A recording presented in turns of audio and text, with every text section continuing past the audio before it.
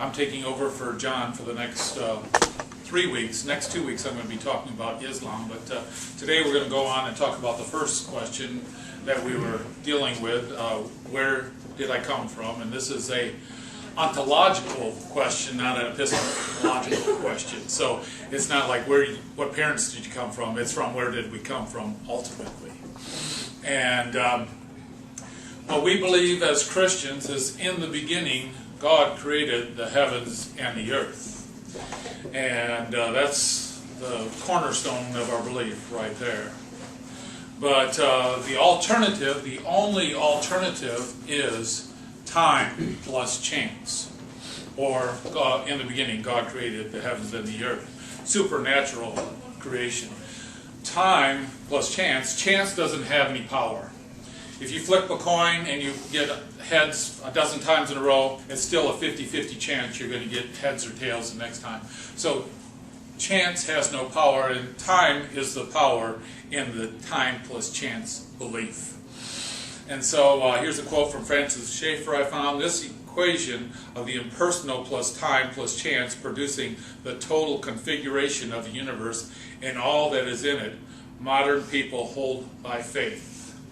They don't say that. If you talk to people who believe in time plus chance, they say, we believe in science, you Christians, you believe in faith. But Francis is right. They hold to it by faith too.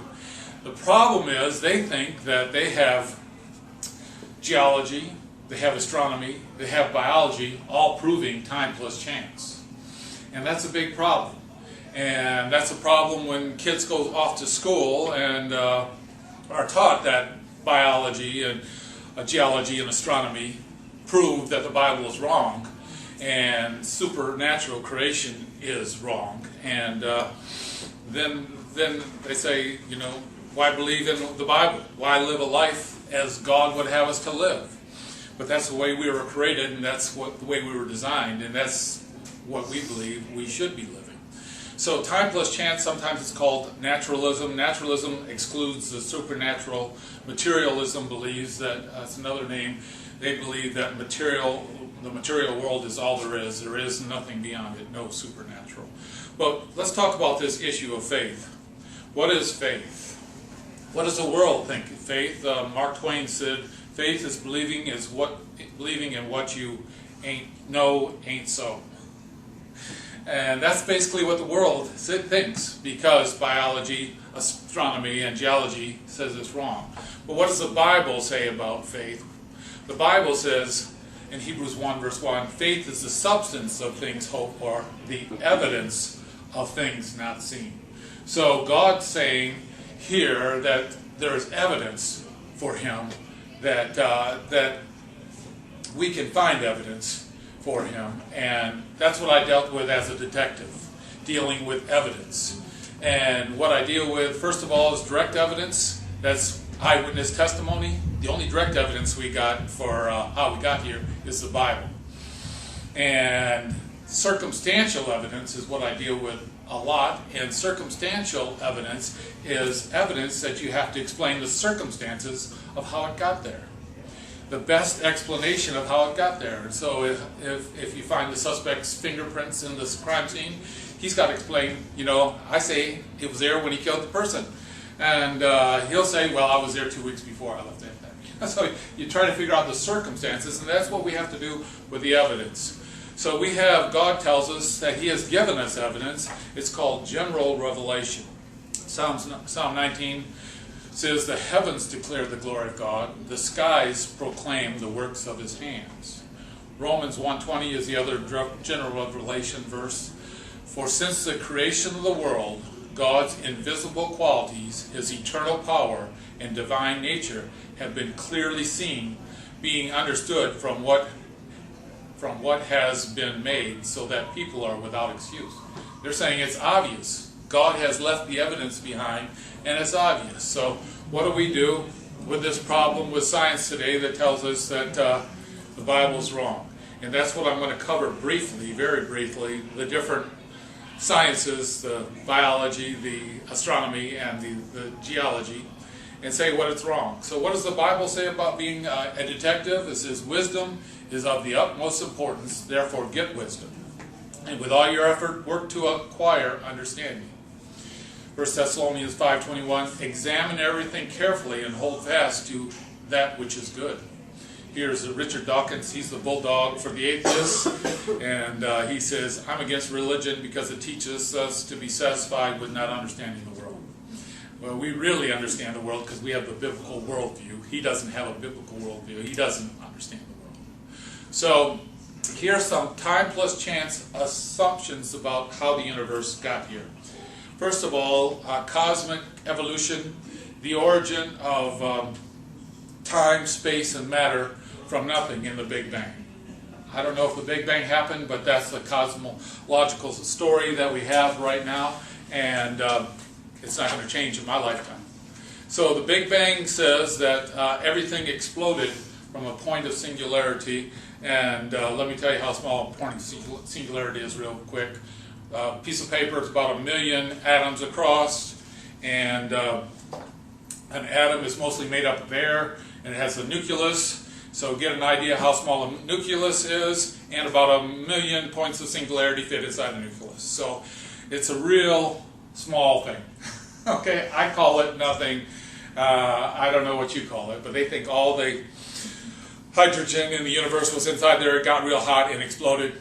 It exploded from this point of singularity to the size of the universe in a trillionth of a second. Einstein said it took... So that's not inconsistent with Genesis. No. So, well, Einstein says it would take an infinite amount of power to move anything faster than the speed of light. And so the Big Bang, if it moved that fast, it would take an infinite amount of power. That would point to, just what the Bible says, because in the beginning, that's bara, created out of nothing. In Hebrews chapter 11 verse 3, it says that the universe was created out of nothing. So it's consistent with the Bible. So I don't have a problem talking about it. And maybe it's true, maybe it's not true, but... and because of that, there's a lot of astrophysicists who we're going to get to believe. Yeah, we're going to get to that. But beyond... Time plus chance, though. I understand. That sounds like not even close to chance. And not time, either. So. Well, that's all they have, time plus chance. So it's supernatural operation is what that points to. And so there's also chemical evolution. All elements evolved from hydrogen. And if you went to high school and took chemistry, you had the periodic elements and all these different elements, all these different chemicals never change. But somehow all of them came from hydrogen originally, plus time plus chance. Finally, that the stars and planets formed from gas clouds. I have a problem with that because gas doesn't compress. It goes against gas laws, and planets forming is the problem.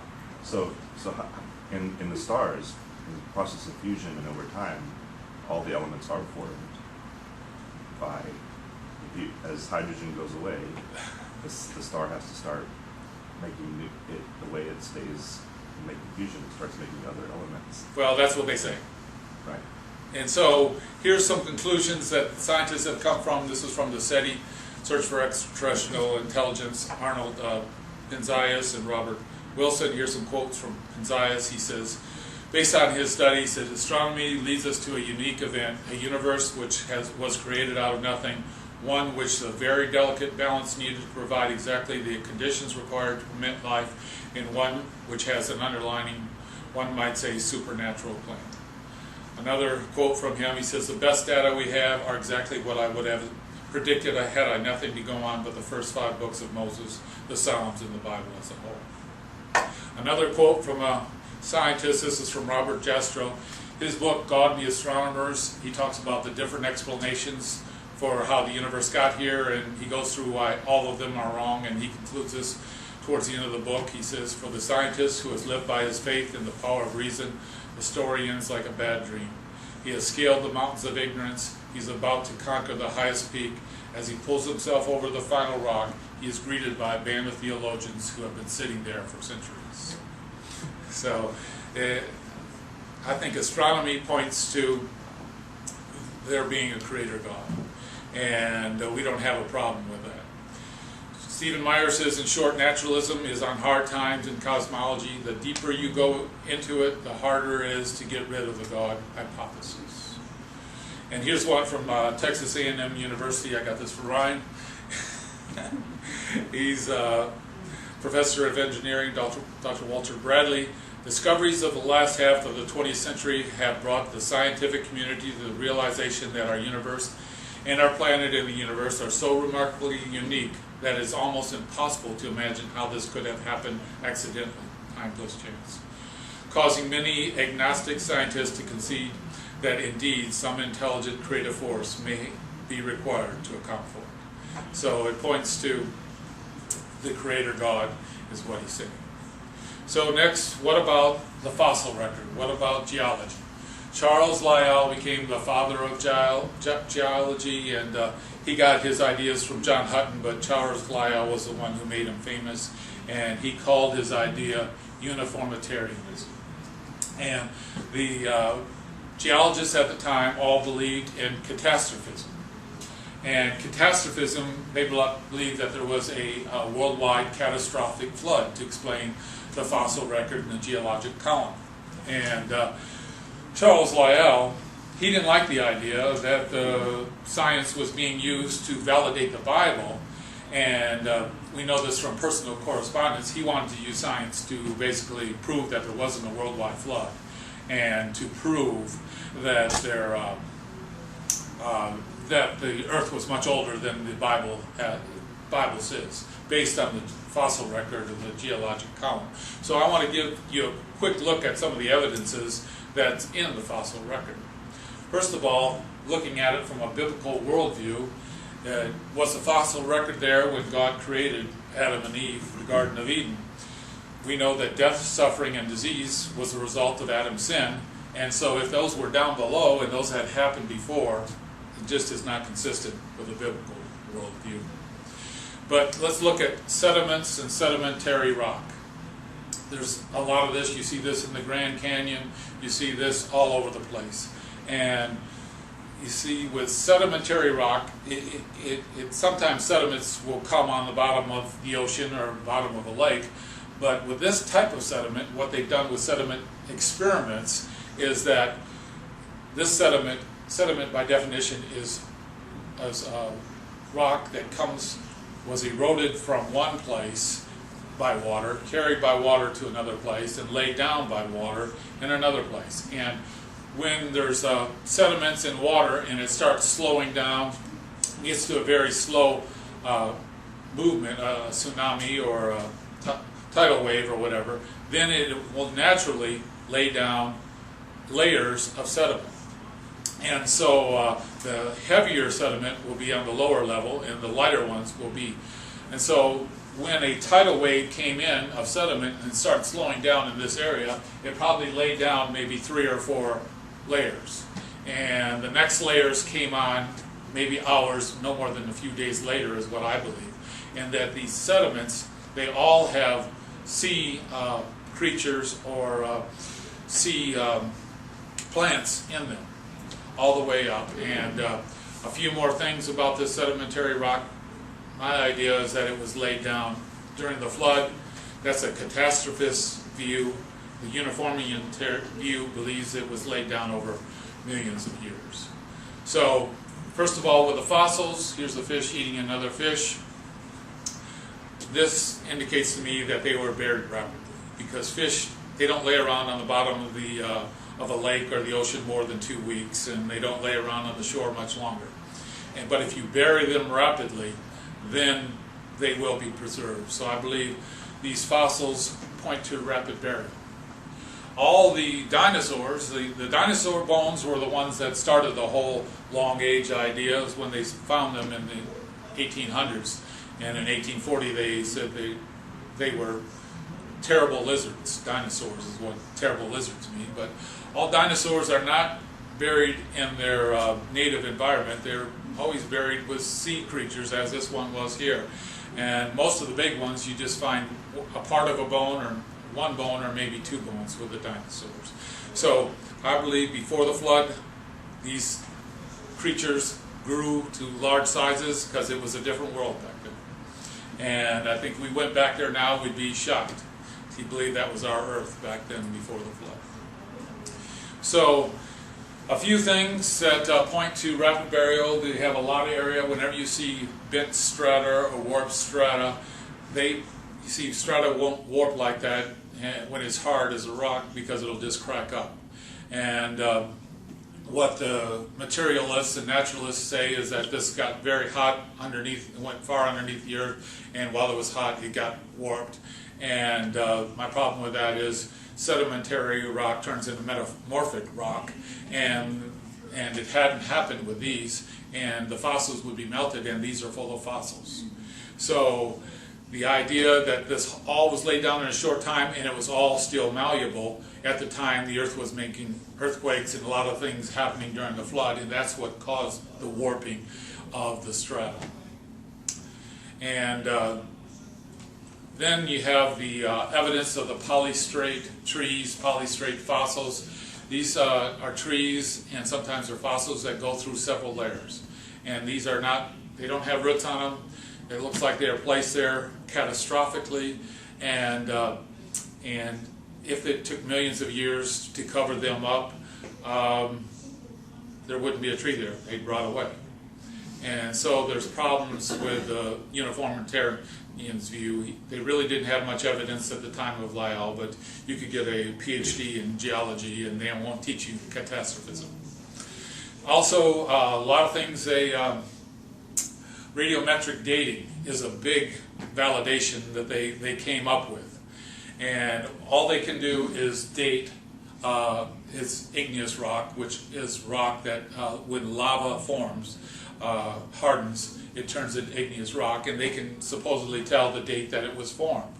There's a lot of assumptions involved, and the assumptions are, first of all, that the parent element is 100%, and the daughter element is 0%. So uranium turning into lead is what happens in these rocks, and there's 8 different dating things they have in there, and so they assume that there's 100% uranium and there was no lead present, and they assume that it decayed at a uniform rate, and they also assume that none left or none came in during any time. So just a few here, maybe you had a chance to look at them. Mount St. Helen, dated it up from 1986 is when they sent it off for radiometric dating, and it's 2.8 million years. There's 1959 in the bottom, Hawaii, they know the date of that. It was 1.7 to 15 million years. There's all kinds of problems. The problems with the dating methods is that they base the dates on Lyell's estimation, and they kind of varied it a little bit, and so then they came up with the dates.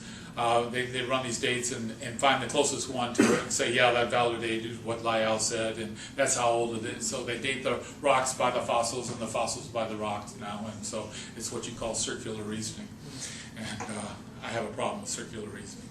There are a lot of flood traditions. There's now over 500 flood stories they found around the world, all around the world, from America, China, Asia, and Europe, and here's just a representation of what they have, and they all talk about destruction by water, humans being saved, and animals saved, and these flood stories had to come from somewhere, and all around the world I believe that there was a catastrophic worldwide flood. Finally, there's fossils on the top of Mount Everest. The Bible says that the waters covered the highest mountains. I believe during the flood, Mount Everest wasn't as high as it was right now.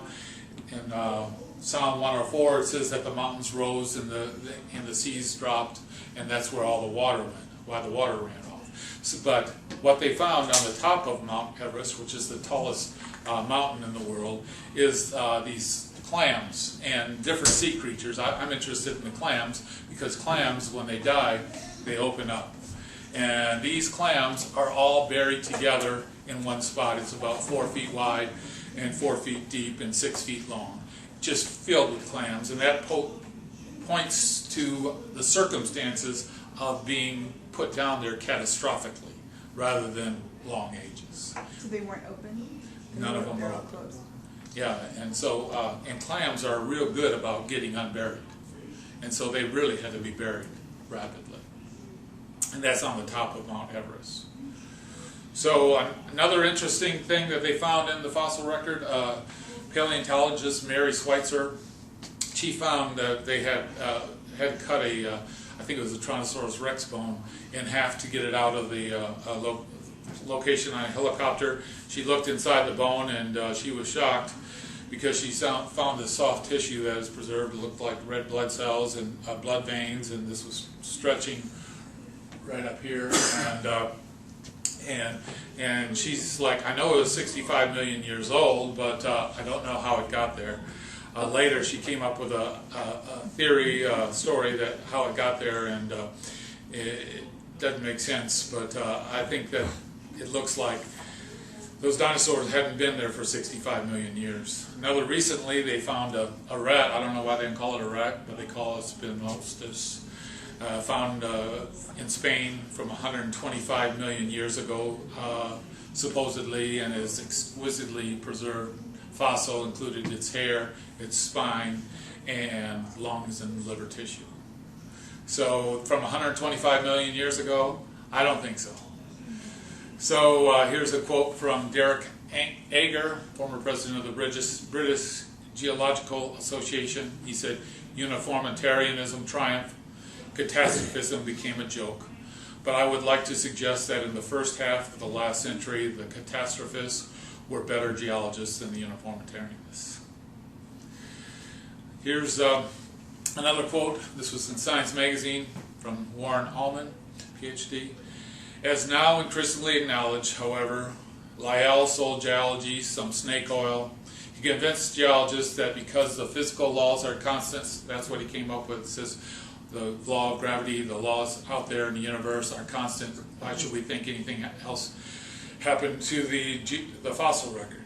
It necessarily follows that all past processes acted at their present rates. This extreme gradualism led to numerous unfortunate consequences, including the rejection of sudden catastrophic events in the face of positive evidence for them for no other reasons other than they were not gradual. So basically, I think there's problems. Geology doesn't disprove the Bible. The proper interpretation of the evidence leads to a validation of the Bible. So now we want to look at quickly Darwinian evolution. And there's poor Darwin. And with Darwinian evolution, it's basically change over time. We don't disagree with change over time, but we disagree with a lot of the reasons for change over time. And with Darwinian evolution, he came up with the idea of natural selection.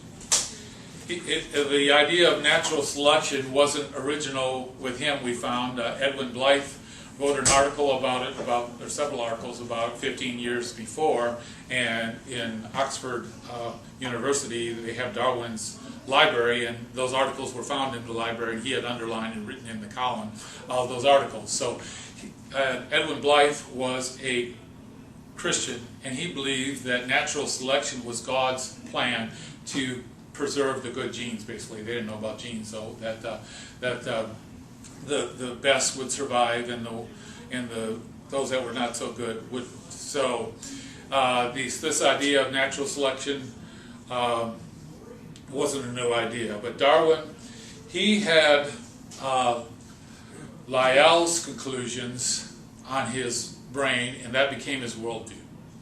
And when he looked out there and he found finches' beaks, he concluded this has validated Lyell's idea, and they came up with this idea that we evolved out of the sea. And it's suspiciously close to several ancient pagan myths. Just take the god Ra out of it and you have primordial soup, and it's basically, they came up and used science to validate an ancient pagan myth is what I believe. And so after a while, survival of the fittest really wasn't working, and in the 1940s they found out about mutations and found out that mutations changed the genes. And so they came up with neo-Darwinian evolution, and they said it was random mutations and the natural selection kind of selected the best mutations and carried on from that. But we've learned a lot about mutations. Mutations cause a lot of bad diseases. Most of them are neutral, but none of them add any new purposeful information. They did a lot of experiments with fruit flies, and they found with mutations that the fruit flies could get 4 wings rather than 2 wings. So that was caused by mutation, and that was more information. But the problem is they weren't connected to the right muscles. They weren't useful. They didn't make it a better fruit fly. They died and couldn't reproduce. So mutations can make additional information, but not any information that isn't there already. So to say that they evolved an arm into a wing or something like that, or a bear-like creature into a whale or something like that, by mutations, it's a problem, but there's a lot more problems with that. G.A. Kirkuk, a British biologist, published a book entitled Implications of Evolution. He lists 7 assumptions made by the theory of evolution. First, and these are all supposedly explained by random mutation and natural selection. Life arose from non-living matter. Spontaneous generation occurred. Spontaneous generation only occurred once, well, during a short period is what they believe. Viruses, bacteria, plants, and animals are interrelated. Multicellular animals evolved from unicellular or single-celled organisms, protozoa or protists. Various invertebrate phyla are interrelated. Invertebrate means that they don't have a vertebrae. Vertebrate animals evolved from invertebrate animals. Vertebrate animals evolved from fish to amphibians, from amphibians to reptiles, from reptiles to birds and mammals, etc. So those are the 7 assumptions, and these all happen by mutations, which we now know just doesn't work. Let's start with the first one. The probability of getting a royal flush dealt to you 5 times in a row is 0.00863 whatever percent. If that were to happen, you would reasonably conclude that the game is somehow rigged. The probability of a functional sequence of an amino acid in several known proteins arising from chance is 1 in 10 to the 63. So amino acids, they would have to come together at first, and out of the 2,000 amino acids, only 20 are used in proteins, and they would all have to come together, and the odds of them forming proteins are 1 in 10 to the 63 is basically what they're saying. The probability of a functional simple cell to arise without intelligent design, given all the ingredients, is 1 in 10 to the 57,800. That is just beyond imagination. Mathematicians say anything over 1 in 10 to the 50th is just ridiculous. It's impossible. So the chances of life coming from non-life is just impossible. It goes against the law of biogenesis, which was started by Louis Pasteur. It says that life can only come from life. Biogenesis. What would wouldn't the creationists, wouldn't we as believers say that's essentially what happened? That something came ex nihilo from nothing in the beginning. There was nothing. There was formless and void. Things were nothing, and it's a matter of how did it happen that we have the difference in, right? We say that first of the 7 assumptions, we believe it too. Something came from nothing. Living matter came from non-living matter. Yeah, but whether it did by timeless chance or supernatural. Right. Okay. Yeah. Okay, good. And so we believe that God created man out of the dust of the earth, but we think He took the chemicals and did it all. And they think it's timeless chance. We think God did it, and He created our wonderful bodies. So here's George Wall. I didn't want to read the whole quotation, but I couldn't resist. So there are only 2 possibilities as to how life arose. One is spontaneous generation arising to evolution. The other is a supernatural creative act of God. There is no third possibility. Spontaneous generation, that life arose from non-living matter, was scientifically disproved 120 years ago by Louis Pasteur and others. That leaves us with only one possible conclusion, that life arose as a creative act of God. I will not accept that philosophically because I do not want to believe in God. Therefore, I choose to believe in that which I know is scientifically impossible, spontaneous generation arising to evolution. So he believes it in faith, and he doesn't want there to be a God that he's going to answer to one day. And that's a big problem for people, why they accept all these so-so stories. Just looking at the human brain has 100 billion neurons. Each neuron is connected to 10,000 other neurons. Sitting on your shoulders is the most complicated object in the known universe. Amazing that God created this from dust. You have more connections in your brain than all the computers in the world. Your brain is amazing. The eye, Charles Darwin, he said, to suppose that the eye could have been formed by natural selection seems, I feel, freely confess, absurd in the highest degree. So he came up with a story of how it supposedly evolved, but I think it's a ridiculous story. You have two eyes, each composed of 130 million photoreceptor cells. Each one of those cells are 100 trillion atoms. That's more than all the stars in the Milky Way galaxy, and yet this happened by chance. Just your brain, your eyes, your whole body points to there being a creator God. There's another argument that they use is that there's similarity in genetics. This kind of fell apart with the mapping of the human genome, and they didn't really talk about it, but there's one scientist, Dr. John Stanford, and he wrote the book Genetic Entropy. He says things are winding down, the evidence points to, and just because there's similarities in the DNA between animals and plants and humans doesn't mean that we evolved from the same thing. I believe it's because there's a common designer. Just because a Honda Corvette and a Camaro are similar doesn't mean they evolved from steel. It means they had the same designer, but they're different. So Nathaniel Jensen, he's PhD in cell and development biology in Harvard University, says the evolutionary case from genetics is unraveling at multiple levels because it was never based on any direct evidence for common ancestry in the first place. So there's a lot of problems with biological conclusions, the astronomy, and the fossil record. Here's James Tour. He's a professor at Rice University, nanosciences. He says, I build molecules for a living. He builds simple molecules. I have listened to a couple of his lectures. I can't begin to tell you how difficult that job is. I stand in awe of God because of what He has done through His creation. Only a rookie who knows nothing about science would say that science takes away from faith. If you really study science, it will bring you closer to God. So this is a different view of science, and something that you don't hear very much in the real world.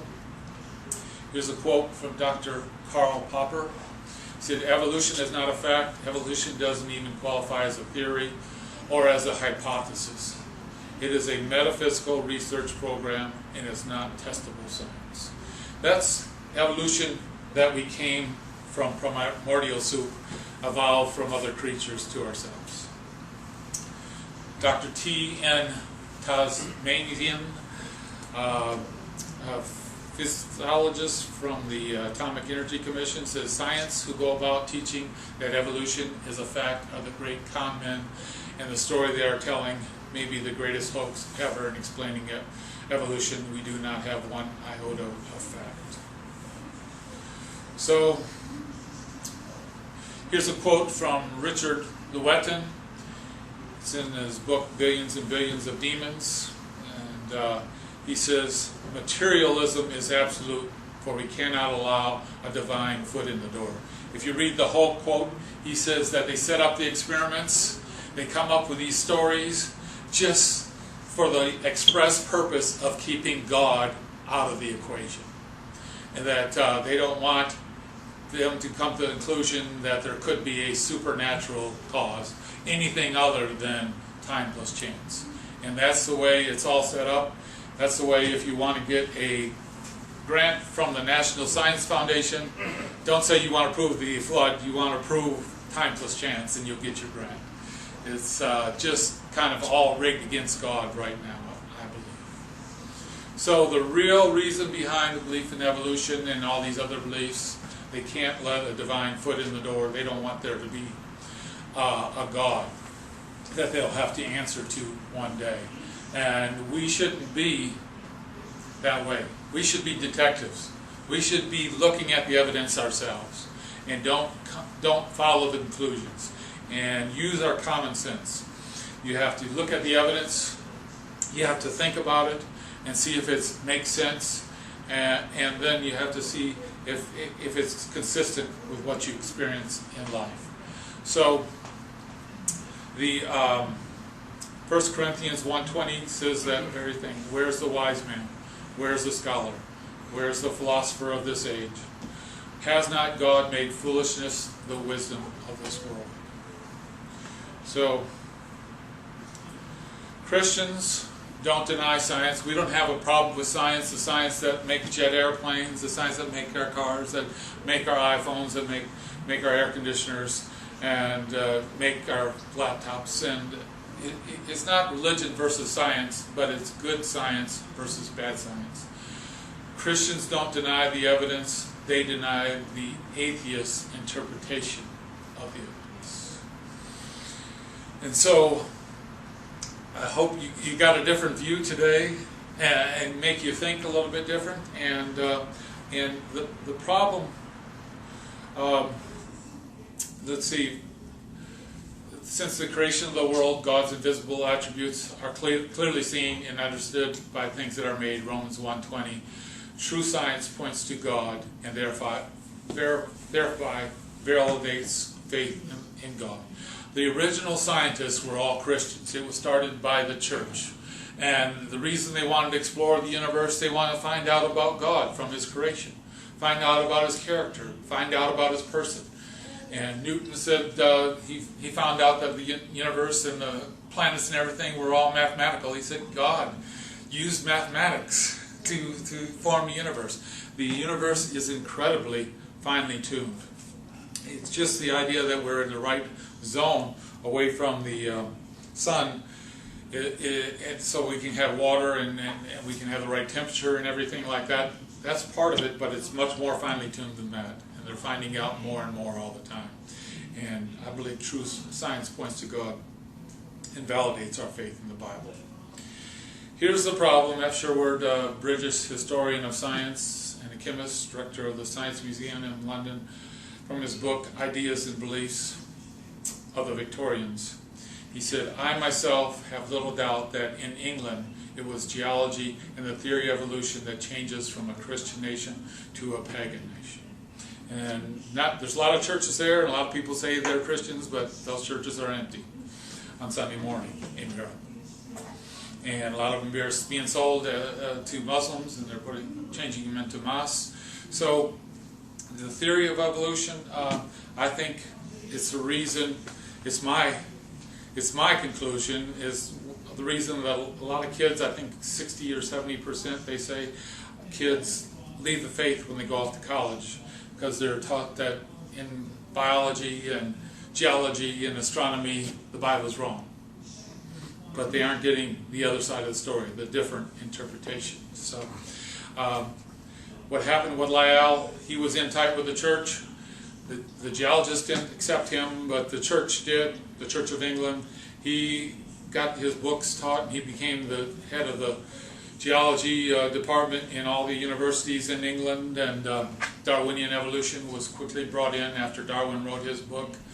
And another interesting thing is Germany was the one country that really embraced it. Hegel and Ernst Hegel and Nietzsche, and the different ones all embraced it, and they turned it into social Darwinism and justified their involvement in the First World War, and Hitler took Darwinism and social Darwinism and put it on steroids for the Second World War. The whole idea just doesn't work out well. Here's a quote. Some people don't like this quote. Jeffrey Dahmer, he was interviewed on MSNBC in 1994, and these comments were directed to his father, Lionel, who is present. This interview, the whole interview, is available on YouTube. If you Google it, he was killed in prison 9 months later. But he, for those of you who don't know, he killed 17 of his homosexual lovers and ate them. And he said to his father, "Thanks to you for sending that creation science material, because I always believed the lie that evolution is truth. The theory of evolution is truth, that we all just came from slime, and when we die, you know, that's it. There's nothing, there was nothing, so the whole theory cheapens life. I started reading books that show how evolution is just a complete lie. There's no basis in science to uphold it. And I've since come to believe that Jesus Christ is the true creator of the heavens and the earth. That it didn't just happen. I have accepted him as my Lord and Savior, and I believe that I, as well as everyone else, will be accountable to him. If a person doesn't think there is a God to be accountable to, then what's the point in trying to modify your behavior to keep it in acceptable range?" So basically he's saying, when I was killing all these people, I justified it by the whole theory of evolution. But now, when I found out that was a lie, I realized I was wrong. I wish somebody would have taught him this before that time. And a lot of people have a problem. Sounds like he's a Christian to me. He's trusting Jesus Christ as his Lord and Savior. And if I was God, I wouldn't let him in. Fortunately, I'm not God. And so God let the Ninevites in, and Jonah wasn't happy about it. But maybe you're not happy about Jeffrey Dahmer going to heaven. But take what he says to heart. And I think that we need to expose our kids and ourselves to this truth, this other side of the story, and to spread the story when we can. And so we went through a whole lot really fast. We covered how the heavens declare the glory of God, that the fossil record point to a catastrophic flood as the Bible describes, and that biology points to an intelligent designer, supernatural cause as what caused biology to happen. The driving force couldn't have been random mutations directed by natural selection. So anyway, we went pretty fast, covered a lot, and so got quite a bit of time for questions if you want. Otherwise we can go back and eat what was brought here. So any questions, Pat? So the evolution is what is accepted in science and taught in the schools so strong. What's the best way to confront it and counteract it? I mean, what? Well, if I can get a hold of creation material. Next question. Yeah, there's a lot of